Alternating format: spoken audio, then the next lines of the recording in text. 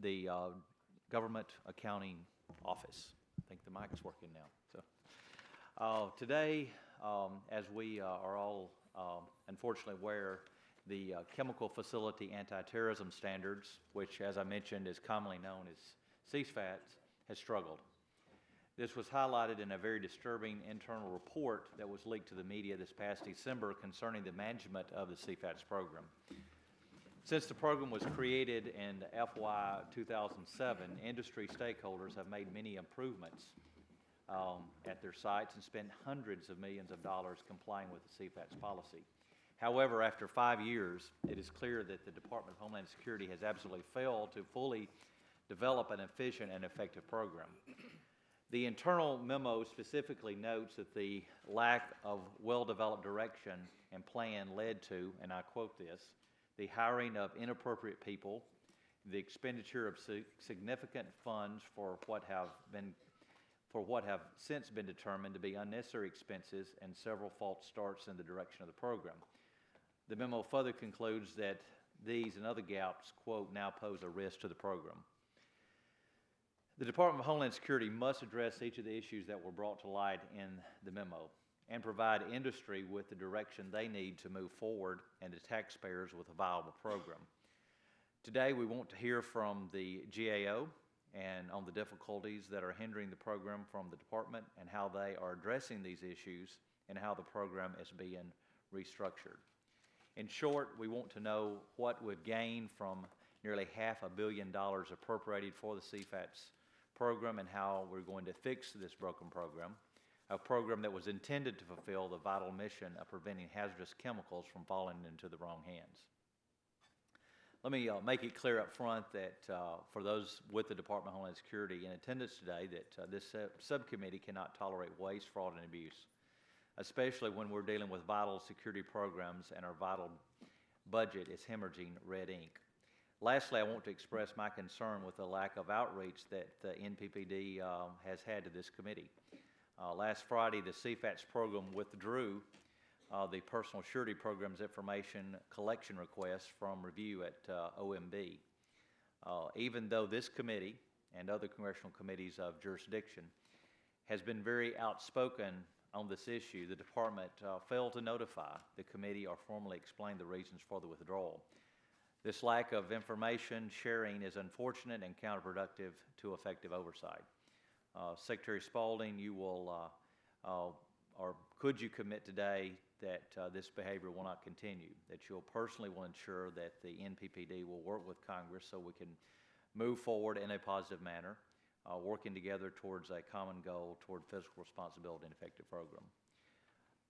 Given the breadth of these topics, we will clearly have an interesting discussion today. We are unsure exactly what the vote schedule is going to be this morning, but we are going to proceed under normal order. So under Secretary Spaulding and Mr. Caldwell, if you could summarize your testimony and for a few minutes, and then you, of course, submit any kind of statement that you want for the record, and then that'll also give us time for answers and questions. But before we begin, I would like to recognize the ranking member of this subcommittee, Mr. Price, for his opening remarks. Thank you, Mr. Chairman, and I want to add my welcome to Deputy Undersecretary Suzanne Spaulding from the National Protection and Programs Directorate and Assistant Director Stephen Caldwell from the GAO. Thank you for being here. You're here to discuss the status of the Chemical Facility Anti-Terrorism Security Standards, commonly referred to as CFATS. The Department of Homeland Security is required to identify and assess high-risk chemical facilities and to ensure their security. The Department has required chemical facilities to complete a so-called top screen for potential dangerous materials, to identify vulnerabilities, and to develop a site security plan. To date, more than 40,000 top screens have been submitted by chemical facilities. From this pool, over 7,000 facilities were initially designated as high risk and were required to submit security vulnerability assessments to NPPD, although this number has decreased somewhat over time. Earlier this year, CFATS covered just under 4,500 high-risk facilities nationwide, which are further stratified into 4 risk tiers. We all acknowledge that a lot of work has taken place to date to identify and classify the high-risk chemical facilities, but NPPD has still a long way to go. Numerous concerns have been raised about the speed at which the security vulnerability assessments have been reviewed and the site security plans approved. For example, less than 1 year ago, NPPD had only conducted one security vulnerability assessment. While that figure has now grown to 63, it may be years before all the security assessments are finalized. And as of today, no site security plan has been approved, almost 5 years after Congress implemented this statutory requirement. According to recent GAO data, it may take up to 10 years before all site security plans are approved. That is simply not an acceptable time frame. Now, although NPPD is years away from completing its work, unfortunately, this subcommittee recommended a cut of over $29 million to Infrastructure Security Compliance's fiscal year 2013 request because of a lack of progress in the Chemical Facility Anti-Terrorism Standards Program. Now, it's true, this program has accumulated high unobligated balances from prior years. But while I share the chairman's concern over the high unobligated balances, I believe this subcommittee's cuts go too far and, in fact, are quite counterproductive. They will affect NPPD's ability to do the very things we're asking you to do. Namely, to move ahead on CFATS and on the management concerns identified by the agency's internal review and follow-on action plans.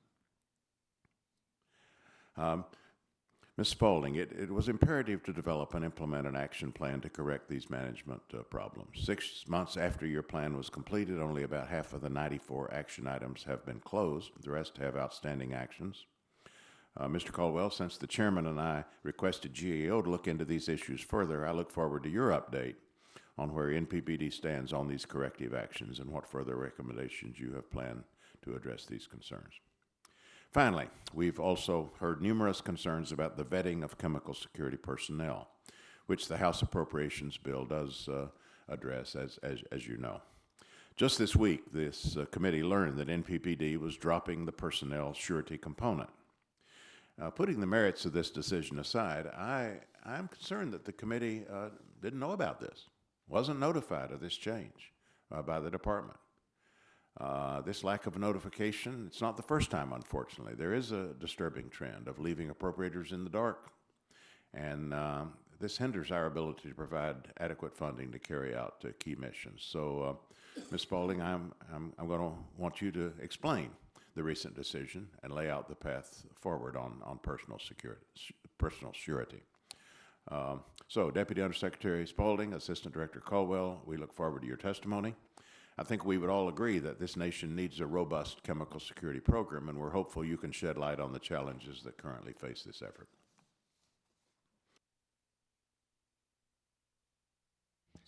Thank you.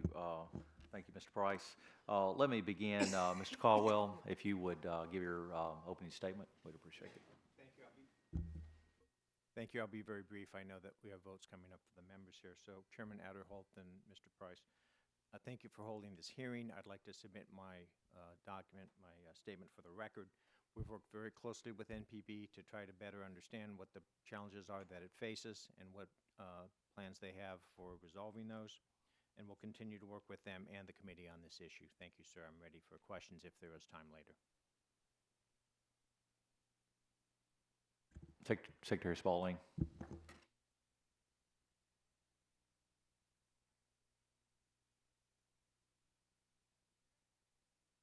Opportunity to appear here today to discuss the Department of Homeland Security's efforts to regulate the security of high-risk chemical facilities under the Chemical Facility Anti-Terrorism Standards, or CFATS.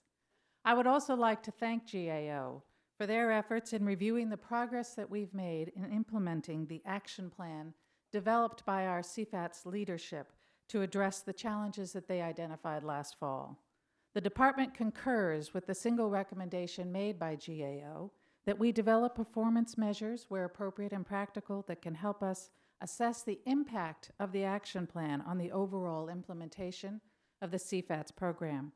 We included the GAO's recommendation as the 95th item on our action plan. I understand the GAO is now beginning a broader audit of the CFATS program, and we stand ready to support that effort. Let me state at the outset that CFATS has made America safer.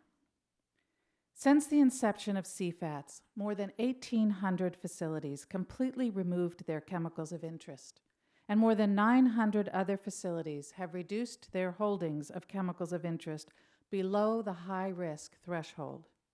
In addition, for the first time, we now have information about chemical holdings of over 41,000 facilities across the nation. 7,800 facilities determined to be potentially high risk have now assessed their vulnerabilities to terrorist attack. And over 3,500 have developed and submitted for DHS review detailed security plans based on performance-based standards that were developed under this program enacted by Congress. This amounts to real progress toward a safer America. My testimony today addresses the current status of the program, with a particular focus on the implementation of the action plan. While the numbers alone do not tell the story of our progress, I am pleased to inform you that the department has completed 59 of the 95 action items included in the action plan. This is significantly higher than the number reported by the GAO in its testimony because, of course, the department has continued to work on completing action items following the conclusion of the GAO audit last month. For accountability, planning, and tracking purposes, the CFATS leadership team has established milestones for the completion of each action item and timelines for each task within that item. Some of the original completion dates for a few of the items have been modified as we've moved through implementation. I can say with confidence that substantial progress has been made on each and every action item. As of July 20th, CFATS covers 4,425 high-risk facilities, nearly 3,700 of which have received final high-risk tier determinations. And I want to note here that while we use the term final, it is important to remember that tiering is a dynamic process. DHS will continue to issue final tier notifications and, where appropriate, revise those tier determinations as facilities make changes to their operations that affect their risk levels, and as DHS continues to refine and improve its risk assessment methodology. I would like to share with the subcommittee some of the highlights and successes that are a direct result of the implementation of the action plan and other recent initiatives by the division that manages CFATS, the Infrastructure Security Compliance Division, or ISCD. We've improved the security plan review process, which has significantly increased the pace of those reviews. We have refined the inspector tools and training, and last week we restarted authorization inspections. We also continue to work with industry on their development of alternative security plans, and it's my understanding that the American Chemistry Association will soon be sharing its template with its members. In addition, ISCD has nearly completed its internal review of tiering methodology, and we are about to kick off the external peer review. The CFATS leadership has made tremendous progress also in improving internal communications and organizational culture. We continue to work with industry and our federal, state, and local partners to meet our challenges, implement this program, and help prevent terrorists from exploiting our nation's chemical assets in order to harm our citizens and our country. We recognize and are grateful for the significant work of this subcommittee to reauthorize the CFATS program, and we urge Congress to establish a permanent authority for the CFATS program in federal law. Mr. Chairman, as we've previously discussed, David Wolf, who has served as ISC Deputy Director, permanently assumed the role of ISC Director on July 23rd. Director Wolf has worked closely with our former Director, Penny Anderson, during her tenure, and he will provide valuable continuity in leadership. His experience, expertise, and judgment have been instrumental in the program's progress to date, and Director Wolf has my full confidence in moving CFATS forward. Before I close, I want to apologize to the committee for not getting the notification up to you before withdrawing our ICR on personnel surety. It was certainly our intention to notify you in a timely way. We wanted to move quickly in order to have this done before the hearing so that we could discuss it. We look forward to moving forward quickly on refiling personal surety after having the kind of candid and granular discussions with both the Hill and with our stakeholders across the board that the previous process did not really permit us to do. Withdrawal is, in our view, the most expeditious way to get to a personnel surety program, which we all can support. In closing, Mr. Chairman, I want to emphasize that ISCD, NPPD, and the department are moving forward quickly and strategically to address the challenges before us. We firmly believe that CFATS is making the nation safer, and we are dedicated to its success. As we implement CFATS, we will continue to work with stakeholders to get the job done, meet the challenges, and execute a program to help prevent terrorists from exploiting chemicals or chemical facilities. I thank you for holding this important hearing, and I look forward to your questions. Thank you, Secretary Spaulding. As you may know, as I mentioned, votes we thought were going to be called, and since open testimony has begun, we have been called for about 20 votes on the floor. But before we adjourn here, what I'd like to do is to recognize Mr. Dave Wolf. If you could just take maybe 2 minutes and to briefly overview some of your comments so that we can do that before we adjourn for the time being. Thank you, Mr. Chairman. I would also like to thank the members of the committee for the opportunity to be here today. As Deputy Undersecretary Spaulding noted, we have made significant progress in the months since the development of our action plan, working closely with the Office of Infrastructure Protection and NPPD, and through a great deal of hard work on the part of the talented men and women of ISCD, we've completed work on 59 of the 95 items outlined in our action plan. Among other things, we've developed improved policies, procedures, and training to conduct inspections in a consistent and effective fashion. And last week, we did recommence the conduct of authorization inspections. We've developed and have begun implementing a sustainable and efficient SSP review process that will streamline our ability to authorize and approve site security plans. We're moving to stabilize our leadership cadre by hiring permanent supervisors, and we continue to foster transparency and open communication throughout our organization. We really are at a critical juncture in the implementation of CFATS. With the development of our SSP review process, completion of the work of our Inspector Tools Working Group, the conduct of our ongoing inspector training, and the recommencement of authorization inspections, we're poised to make great progress in the coming months. Along with the rest of the team at ISCD, I'm excited and very optimistic about the future of the CFATS program. We continue to engage our industry stakeholders in meaningful dialogue, and I very much appreciate industry's continued support for the CFATS program.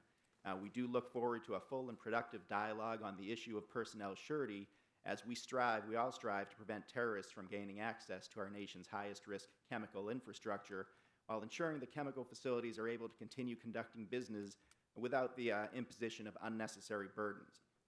I'm also grateful to the American Federation of Government Employees, which represents the bargaining unit employees of our field force.